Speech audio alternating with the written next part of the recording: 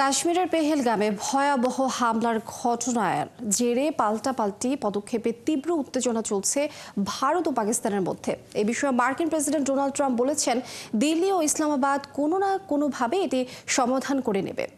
কাশ্মীর ইস্যুতে ভারত ও পাকিস্তানের সংঘাত নিরসনের ওয়াশিংটন কোনো পদক্ষেপ নিচ্ছে কিনা এই প্রশ্নের সরাসরি কোনো উত্তর না দিয়ে মার্কিন প্রেসিডেন্ট বলেন, তিনি ভারতের খুব ঘনিষ্ঠ আর পাকিস্তানের খুব কাছের, আর কাশ্মীরে তাদের লড়াই হাজার বছর ধরে চলছে। পাকিস্তান এবং ভারতের মধ্যে প্রচণ্ড উত্তেজনা রয়েছে, কিন্তু সবসময় ছিল। তারাই এটার সমাধান বের করবে বলে আশা করেন তিনি।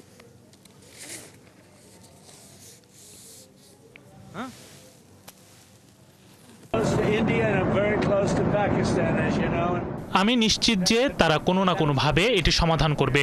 আমি উভয় নেতাকেই চিনি। পাকিস্তান এবং ভারতের মধ্যে প্রচণ্ড উত্তেজনা রয়েছে, কিন্তু এই উত্তেজনা সবসময় ছিল।